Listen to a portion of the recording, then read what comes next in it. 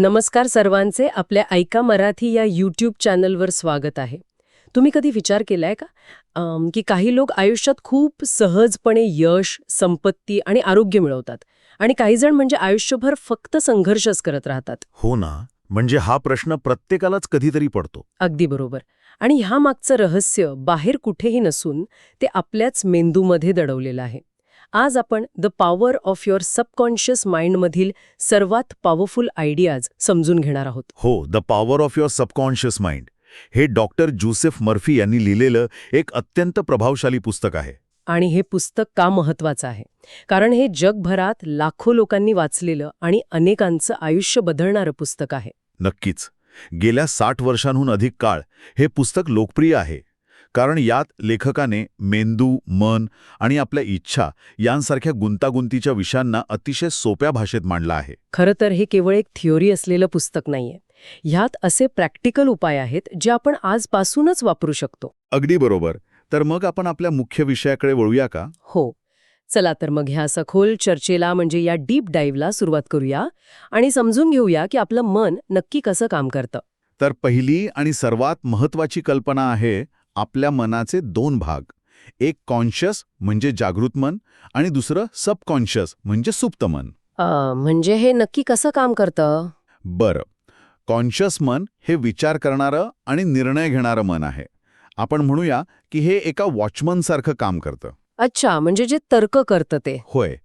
आणि सबकॉन्शियस मन हे क्रिएटिव्ह आहे. ते कोणत्याही गोष्टीवर तर्क करत नाही. जे कॉन्शियस मन खरं मानतं तेच ते स्वीकारतं आणि वास्तवात आणतं. म्हणजे मला इथे ना एक उत्तम एनॉलॉजी आठवतीये. हे एका जहाजासारखं आहे. अरे वा, कोणती अॅनॉलॉजी? बघ, कॉन्शियस मन हे जहाजाचा कॅप्टन आहे जो दिशा ठरवतो आणि सबकॉन्शियस मन हे इंजिन रूम मधले कामगार आहेत. अगदी चपखाल उदाहरण आहे. हो ना, म्हणजे त्या कामगारांना माहीत नसतं की जहाज कुठे चाललंय. ते फक्त कॅप्टनच्या ऑर्डर्स पाळतात. एक्झॅक्टली. पुस्तकात ना एका तरुण मुलीचं खूप छान रिअल लाईफ एक्झाम्पल दिलंय. हो, ते ट्रॅव्हलिंग बॅगवाला ना? हो तेच. तिने एका दुकानात एक अतिशय सुंदर आणि महागडी ट्रॅव्हलिंग बॅग पाहिली. आणि साहजिकच तिला ती आवडली असेल. हो, पण ती खूप महाग होती. ती आधी म्हणणार होती की मला हे परवडणार नाही, म्हणजे आय कांट अफोर्ड इट. बहुतेकांची पहिली प्रतिक्रिया हीच असते. अगदी. पण तिने आपले शब्द जाणीवपूर्वक बदलले आणि ती म्हणाली, ही बॅग माझी आहे आणि मी ती मानसिकरित्या स्वीकारत आहे. क्या बात है. आणि मग काय झालं? आणि आश्चर्य म्हणजे त्याच संध्याकाळी तिच्या होणाऱ्या नवऱ्याने तिला अगदी तशीच बॅग भेट म्हणून दिली. बापरे, खरंच हे खूपच भारी आहे. होय. यातून प्रॅक्टिकल टेकअवे हा मिळतो की तुमच्या आयुष्यात कधीही नेगेटिव्ह वाक्य पूर्ण करू नका. म्हणजे मला हे जमणार नाही किंवा मला परवडणार नाही असं म्हणायचं नाही. बरोबर. त्याऐवजी योग्य ऑर्डर्स द्या, कारण सबकॉन्शियस मन तुमची थट्टा समजू शकत नाही. ते प्रत्येक शब्दाला सत्य मानून कामाला लागतं. हे खूपच पॉवरफुल आहे. पण आता इथे ना एक मोठा प्रश्न माझ्या मनात निर्माण होतो. कोणता प्रश्न? जर हे इतकं सोपं आहे तर मग लोक अयशस्वी का होतात? आपण तर खूप एफर्ट घेतो ना आयुष्यात. खूपच लॉजिकल प्रश्न आहे. आणि इथूनच आपण आपल्या दुसऱ्या कल्पनेकडे वळतो. कोणती आहे ती दुसरी कल्पना? ती म्हणजे द लॉ ऑफ रिव्हर्स्ड एफर्ट, म्हणजे प्रयत्नांचा उलटा परिणाम. पण आपण नेहमी ऐकत आलोय की खूप मेहनत करा, विल पॉवर वापरा. मग हे पुस्तक असं का सांगतंय की जास्त प्रयत्न केल्याने आपण फेल होतो? कारण जेव्हा तुमची इच्छा आणि तुमची कल्पना म्हणजे इमॅजिनेशन यांच्यात संघर्ष असतो ना, तेव्हा कल्पना नेहमी जिंकते. अच्छा, म्हणजे इमॅजिनेशन इच्छाशक्तीवर भारी पडतं. होय.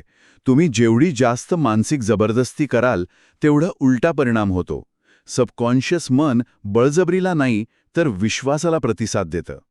समजा मी तुम्हाला जमिनीवर ठेवलेल्या एका लाकडी फळीवरून चालायला सांगितलं, तर तुम्ही सहज चालाल ना? हो, साहजिकच आहे, त्यात काय मोठंसं. पण तीच फळी जर 2 इमारतींच्या मध्ये आणि 20 फूट उंचावर ठेवली तर? बापरे, मग तो माझे पायच लटपटतील. मी एक पाऊलही पुढे टाकू शकणार नाही. हेच तर रहस्य आहे.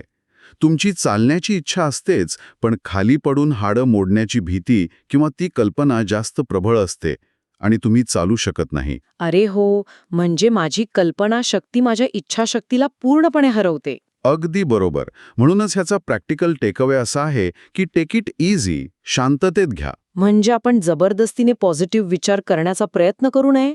होय. तुमच्या समस्येवर उपाय शोधताना तणावमुक्त रहा आणि आधीच उपाय मिळाला आहे अशी आनंदी भावना मनात आणा. पण मग हा तणावमुक्त आणि शांत वेळ आपल्याला मिळतो तरी कधी? खूप छान प्रश्न आहे. कारण आजकालच्या धावपणीत मन शांत ठेवणं खूप कठीण आहे, ज्यामुळे आपण सबकॉन्शियस मनाला चांगल्या पद्धतीनं प्रोग्राम करू शकू. असा वेळ कोणता? उत्तर खूप सोपं आहे, झोपेच्या वेळी. ही आपली तिसरी आणि अत्यंत महत्वाची कल्पना आहे. झोपेची वेळ म्हणजे द स्लीप टेक्निक. होय, माणूस आपल्या आयुष्याचा 1/3 भाग झोपेत घालवतो. जेव्हा आपण झोपेत असतो किंवा झोप लागण्याच्या अगदी आधीच्या तंद्रीत असतो ना, तेव्हा कॉन्शियस मनाचा विरोध कमीत कमी असतो. पण आपलं सबकॉन्शियस मन तर कधीच झोपत नाही. ते 24 तास काम करत असतं, बरोबर? अगदी बरोबर. आणि याच गोष्टीचा फायदा आपण करून घ्यायला हवा. कसं काय? पुस्तकात एका बेरोजगार आणि पैशांची खूप चणचण असलेल्या माणसाचं उदाहरण आहे. अच्छा, मग त्यानं काय केलं? तो माणूस रोज रात्री झोपण्यापूर्वी एका अत्यंत शांत अवस्थेत जायचा आणि एकच वाक्य पुन्हा पुन्हा म्हणायचा. कोणतं वाक्य? तो म्हणायचा, thank you father for my wealth, म्हणजे माझ्या संपत्तीसाठी धन्यवाद. फक्त इतकंच? त्याने खरंच काही फरक पडला? हो ना. काही आठवड्यानंतर त्याला त्याचा जुना बॉस भेटला, ज्याने त्याला $500चा ॲडव्हान्स आणि एक उत्तम नोकरी दिली. अरे वा, हे तर खरोखरच एखाद्या चमत्कारासारखं वाटतंय. पण हा चमत्कार नाहीये. लेखकाने याला ललबाई पद्धत म्हणजे अंगाई गीत पद्धत म्हटलंय. अच्छा, म्हणजे लहान मुलांना जशी अंगाई गातो तसं शांतपणे म्हणायचं? होय, जिथे तुम्ही वेल्थ किंवा सक्सेस असा एखादा शब्द शांतपणे झोपताना वारंवार म्हणता. म्हणजे याचा प्रॅक्टिकल टेकअवे हा आहे की झोपण्यापूर्वीची 5 मिनिटं आपल्यासाठी सर्वात महत्वाची असतात. एक्झॅक्टली. दिवसभराची चिंता आणि ताणतणाव बाजूला ठेवायचा. आणि झोपण्यापूर्वी आपल्याला जे हवं आहे, जसे की आरोग्य, यश किंवा शांतता, त्याची कल्पना करायची. हो, आणि ते मिळाल्याचा अनुभवच झोपी जायचं. क्या बात है. आजच्या या सखोल चर्चेतून आपण खूप काही शिकलो. याची वेगात एक उजळणी करूया का? नक्कीच करूया. तर पहिला मुद्दा म्हणजे तुम्ही तुमच्या मनाचे कॅप्टन आहात. त्यामुळे तुमच्या सबकॉन्शियस मनाला नेहमी योग्य आणि पॉझिटिव्ह ऑर्डर्स द्या. बरोबर. आणि दुसरा मुद्दा म्हणजे विल पॉवर आणि जबरदस्ती अजिबात वापरू नका. रिलॅक्स रहा, कारण कल्पनाशक्ती नेहमी जिंकते. आणि तिसरा आणि शेवटचा मुद्दा म्हणजे झोपेच्या आधीच्या वेळेचा योग्य वापर करा. तुम्हाला जे साध्य करायचं आहे त्याची स्पष्ट आणि आनंदी कल्पना करत झोपा. हे तीनही मुद्दे जर आपण रोजच्या आयुष्यात वापरले तर नक्कीच खूप मोठा बदल घडू शकतो. होय. आणि जाता जाता एक विचार करण्यासारखी गोष्ट मला सर्वांना सांगायची आहे. कोणती गोष्ट? शास्त्रज्ञ म्हणतात की आपलं सबकॉन्शियस मन दर 11 महिन्यांनी आपल्या विचारांनुसार एक नवीन शरीर तयार करत असतं. बापरे, हे अत्यंत आश्चर्यकारक पण खरं आहे. हो ना. मग आज रात्री तुम्ही तुमच्या मनाला कोणता नवा ब्लूप्रिंट देणार आहात याचा नक्की विचार करा. नक्कीच. प्रेक्षकांनाही याचा फायदा होईल.